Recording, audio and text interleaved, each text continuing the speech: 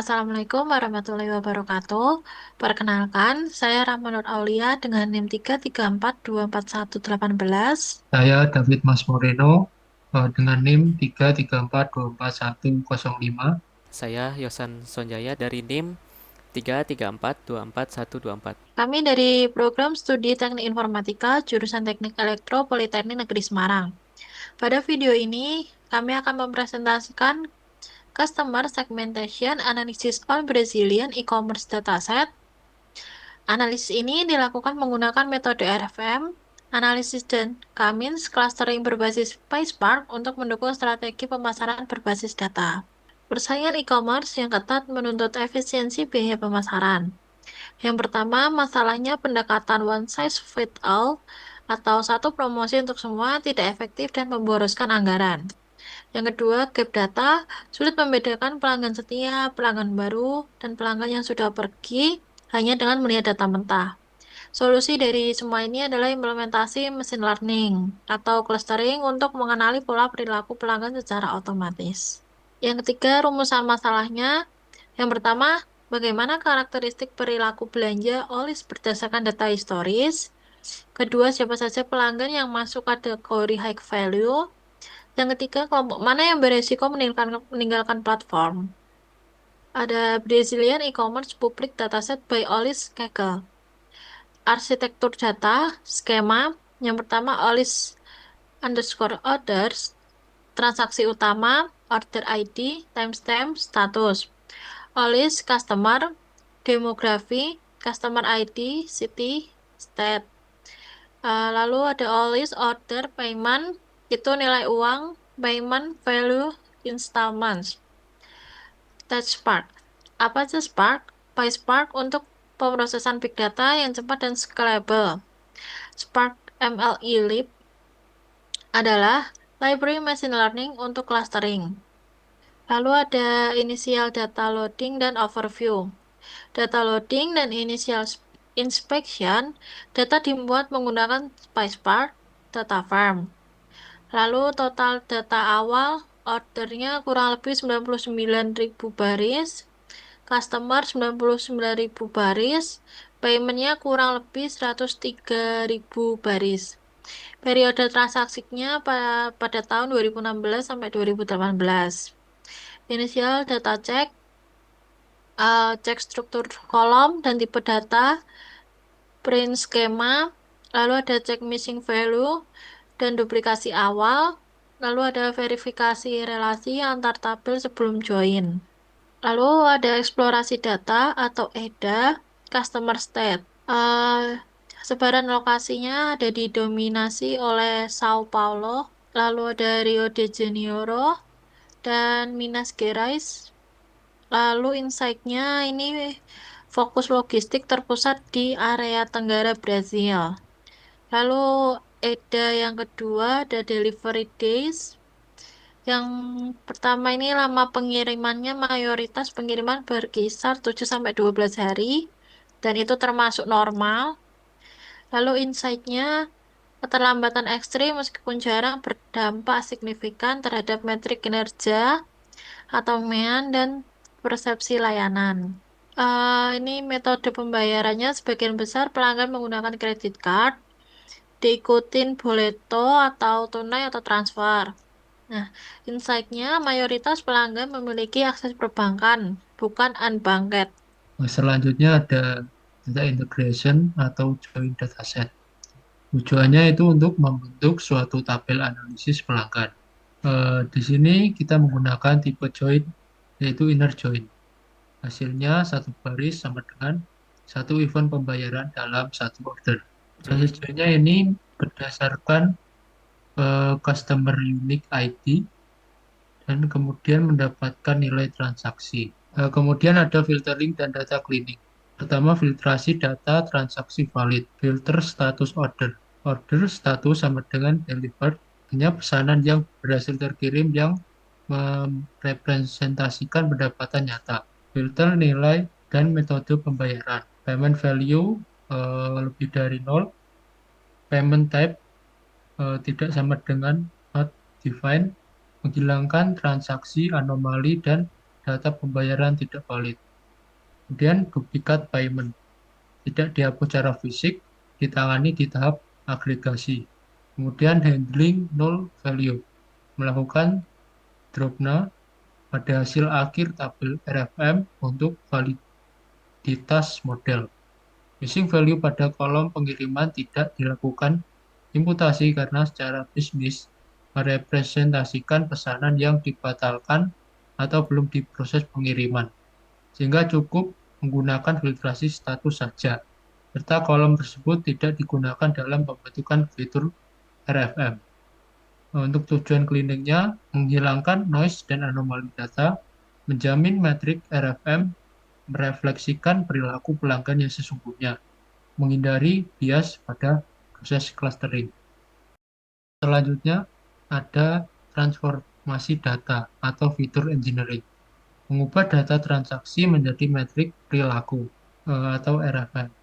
Yang pertama ada resensi, selisih hari antara tanggal analisis max date dengan pembelian terakhir. Frekuensi atau F, jumlah order ID unik per pelanggan. Tiga, ada monetary atau M, total payment value per pelanggan. Dilakukan log transform untuk mengurangi vagueness. Di sini ada EDA dari Distribution of Recency. Data tersebar luas dari 0 hingga 600 hari lebih, tidak ada satu puncak dominan yang menandakan aliran pelanggan masuk dan keluar terjadi secara konstan sepanjang waktu pengambilan data.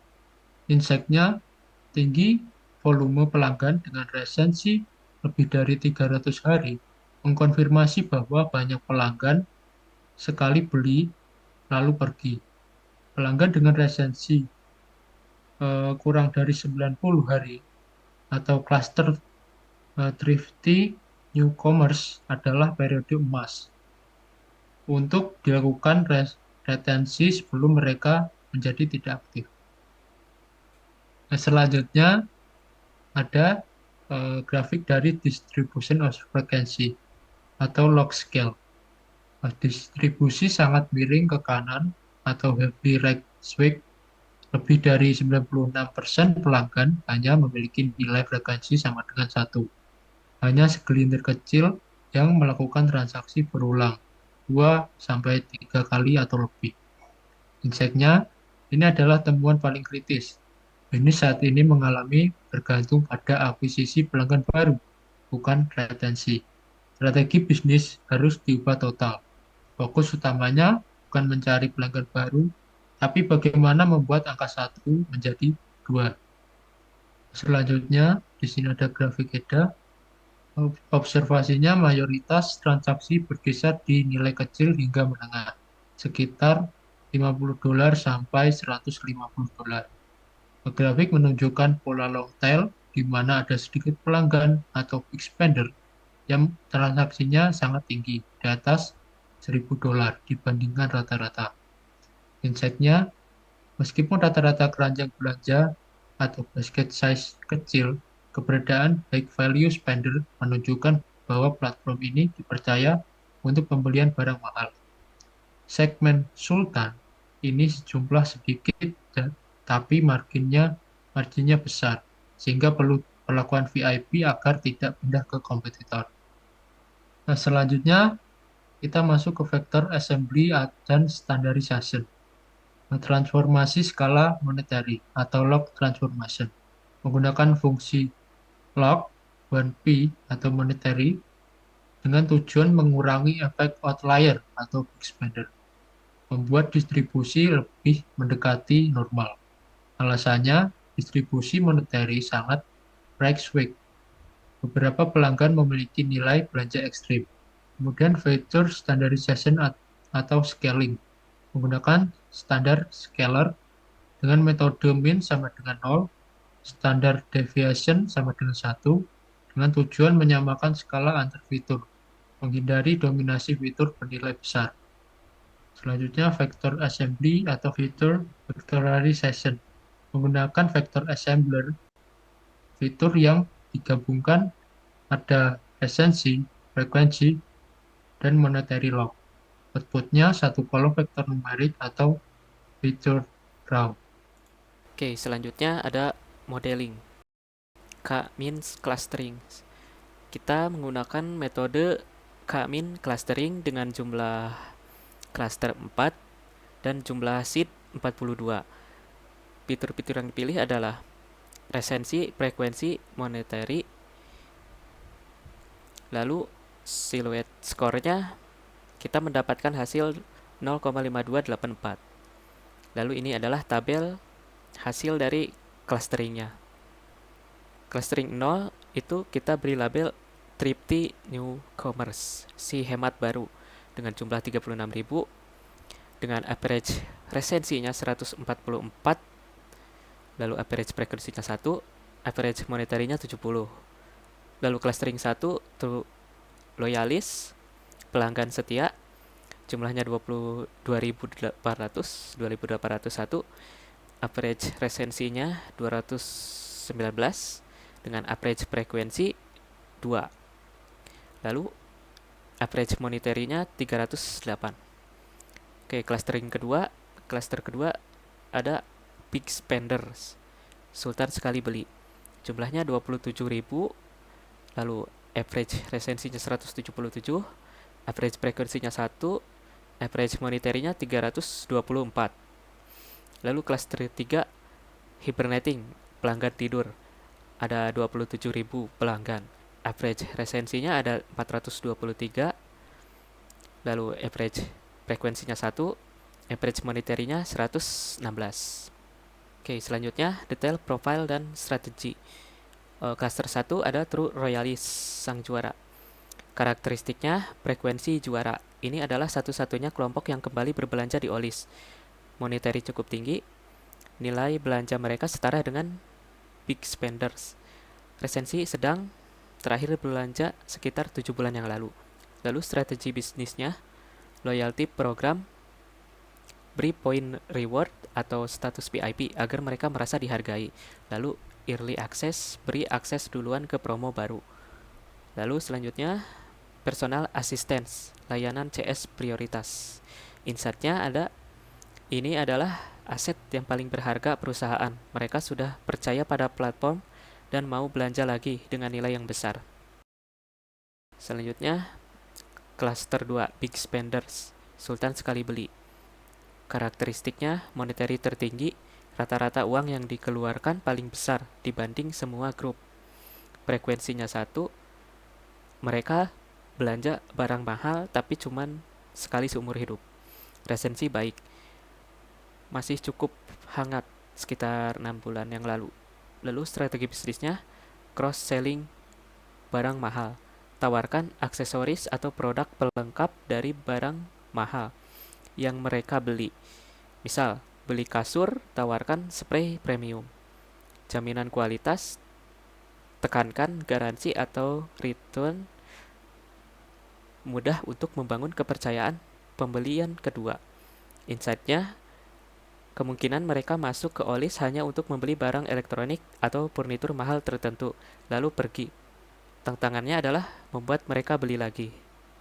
Oke, next, cluster 0, thrifty newcomers, si hemat potensial. Resensi terbaik, ini adalah grup yang paling fresh atau baru berinteraksi dengan Olis. Lalu monetary terendah, belanjanya receh atau barang murah. Strategi bisnisnya recommendation system, tawarkan produk yang sedikit lebih mahal, upselling berdasarkan histori mereka. Lalu flash sale, karena mereka sensitif harga belanja murah, pancing dengan diskon waktu terbatas untuk menaikkan frekuensi. Mereka adalah mass market Olis. Mereka baru mencoba belanja trial dengan barang murah.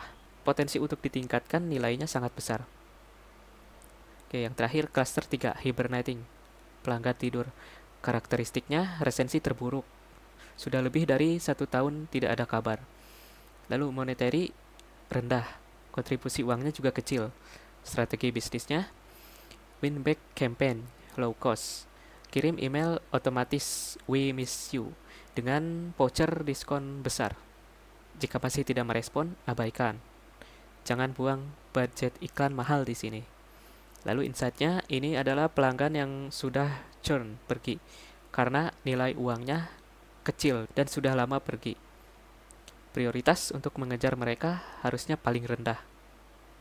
Kesimpulan, strategi umumnya, OLIS memiliki retensi frekuensi mayoritas satu. Fokus utama bisnis ke depan bukanlah mencari pelanggan baru, melainkan mengubah big spenders, cluster 2, dan thrifty newcomers, cluster 0, agar mau berbelanja untuk kedua kalinya. Meniru perilaku true loyalis dari cluster 1. Baik, sekian presentasi dari kami. Mohon maaf bila ada kesalahan kata. Wassalamualaikum warahmatullahi wabarakatuh.